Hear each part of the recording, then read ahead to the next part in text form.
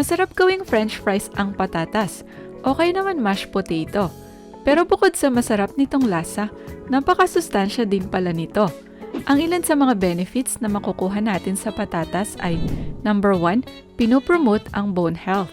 Ang patatas ay nagtataglay ng nutrients na nakakatulong sa katawan upang mapanatiling matibay ang bone structure tulad ng calcium, iron, magnesium, phosphorus at zinc.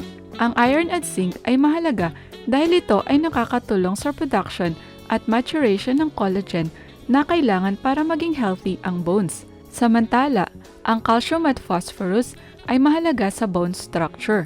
Ang mga minerals na ito ay mahalaga rin sa pagbalanse ng bone mineralization.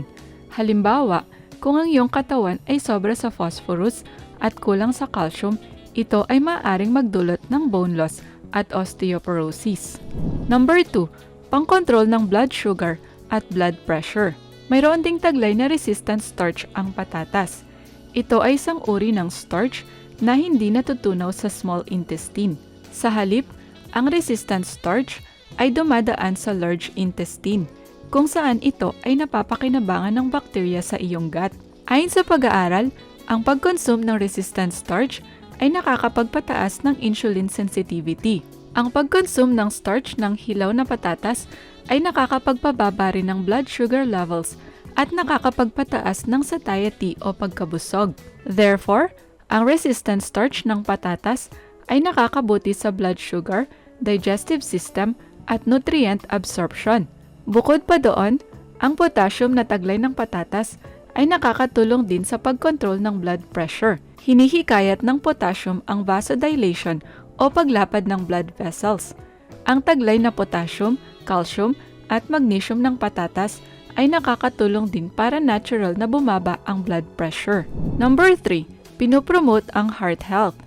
Maliban sa walang kolesterol ang patatas, ito rin ay nagtataglay ng potassium, fiber, vitamin B6, at vitamin C na sumusuporta sa heart health. Ang patatas ay may significant amounts ng fiber na nakakatulong pababain ang cholesterol sa dugo upang bumaba ang risk ng heart disease. Base sa pag-aaral, ang pagkonsumo ng mataas na potassium at mababang sodium ay nakakatulong para mapababa ang panganib ng mortality at heart disease.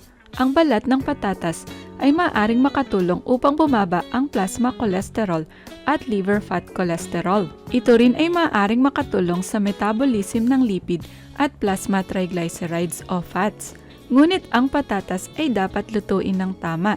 Iwasang gumamit ng sobrang mantika o saturated fats tulad ng butter at cheese para siguradong healthy ito sa puso. Number 4, panglunas sa inflammation. Aside sa potassium, ang choline ay isang mahalagang nutrient na matatagpuan sa patatas. Ito ay nakakatulong sa mood, muscle movement, learning at memory.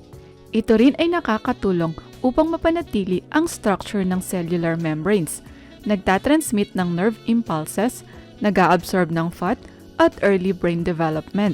Ang choline ay nakakatulong din upang mabawasan ang swelling at inflammation na dulot ng asthma. May taglay na 57 mg ng choline ang isang malaking patatas. Kailangan ng matatandang lalaki ng 550 mg ng choline at sa babae naman ay 425 mg ng choline a day. Kaya naman, ang pagkain ng patatas ay mainam para maabot ang choline intake araw-araw. Number 5, protection laban sa cancer. Ang folate ay mahalaga sa DNA synthesis at repair. Ito ay nakakatulong upang maiwasang mabuo ang iba't ibang klase ng cancer cells na dulot ng mutation sa DNA. Luckily, mayroong folate ang patatas, kaya ito ay nakakatulong upang labanan ng cancer. Mayaman din sa fiber ang patatas na nakakatulong para bumaba ang risk ng colorectal cancer. Ito rin ay nagtataglay ng vitamin C at quercetin na nagsisilbing antioxidant upang proteksyonan ang cells laban sa pinsalang dulot ng free radicals. Ang patatas ay good source din ng antioxidants tulad ng carotenoids, flavonoids, at phenolic acids na nakakatulong upang maiwasan ang chronic diseases kagaya ng cancer, diabetes at heart disease. Ayon sa pag-aaral, ang patatas ay effective na pang-neutralize sa free radicals at binabawasan ang paglago ng ilang uri ng cancer, kagaya ng liver cancer at colon cancer. Mayroon ding high content ng bioactive compounds ang patatas, tulad ng anthocyanin, lectin at glycoalkaloids na may anti-tumor effects. Ang katas ng lutong patatas ay posibleng epektibo rin laban sa stomach cancer. May kakayahan din itong patayin o pigilan ang paglago ng cancer cells sa stomach at breast. Number 6. Nakakatulong sa digestion at weight loss. Ang fiber content na taglay ng patatas ay nakakatulong upang maiwasan ang constipation.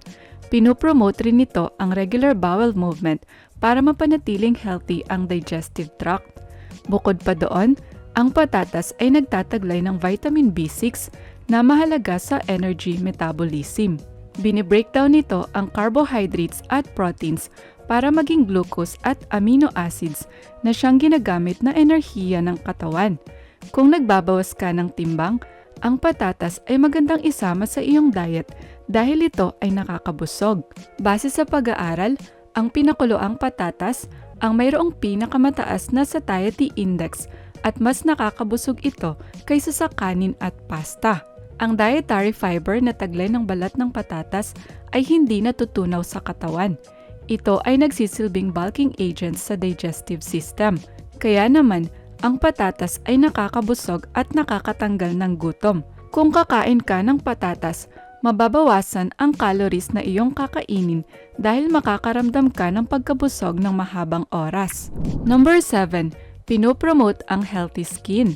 Dahil ang patatas ay mayaman sa antioxidants, ito ay nakakatulong upang maiwasan ang pinsalang dulot ng araw, usok at polusyon. Ang vitamin C ay nakakatulong din sa production ng collagen na mahalaga sa overall skin health. Maliban dyan, ito ay nakakatulong sa pagpapagaling ng sugat at para mabawasan ang wrinkles sa mukha. Ang balat ng patatas ay maaaring gamitin sa pimple marks at acne. Samantala, ang katas ng patatas ay maaaring makatulong sa skin discoloration sa mukha. Ayon sa pag-aaral, ang patatas ay epektibong panglunas din sa sunburns dahil sa taglay nitong vitamin C. Number 8. Pampalakas ng immune system.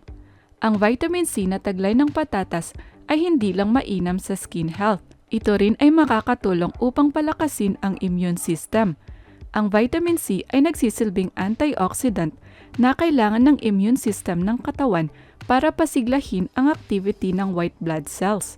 Base sa research, ang vitamin C ay posibleng makatulong upang mabawasan ang kalubhaan at tagal ng sipon. Ang medium-sized na patatas ay may 30% ng daily recommended value ng vitamin C. Therefore, ito ay mainam isama sa regular diet para makuha ang sapat na vitamin C na kailangan ng katawan. Number 9. Pinopromote ang brain health. Kung nais mo namang pangalagaan ang iyong cognitive health, siguradong makakatulong ang patatas sa iyo. Ang patatas ay nagtataglay ng coenzyme na alpha-lipoic acid na pinaniniwala ang nakakapagpalakas ng overall cognitive health. Base sa pag-aaral, ang mga pasyenteng may Alzheimer's na umiinom ng alpha-lipoic acid supplements ay nakaranas ng mas mabuting cognitive function. Mayroon ding zinc, phosphorus at vitamin B6 ang patatas na nakakabuti sa brain health at function. Number 10. Pinopromote ang good sleep. Ang patatas ay nagtataglay ng tryptophan, isang natural amino acid na ginagamit sa paggawa ng serotonin at melatonin, dalawang hormones na pinopromote ang sleep. May taglay ding potassium ang patatas na nakakatulong para kumalma ang body muscles at pinopromote ang mahimbing na pagtulog. Talaga namang napaka-healthy ng patatas. Gayunpaman, ito ay may posibleng side effects din na dapat mong tandaan.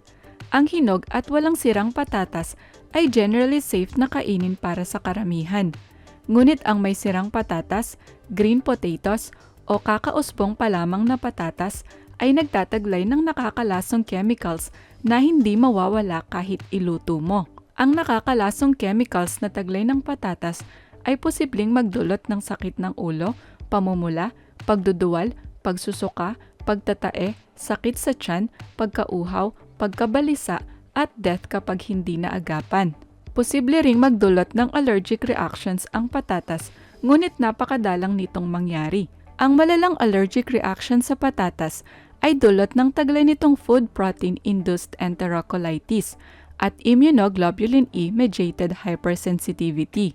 Ito ay posibleng magdulot ng side effects tulad ng asthma, low blood pressure, hypothermia, lethargy, at atopic dermatitis o makating pantal sa katawan.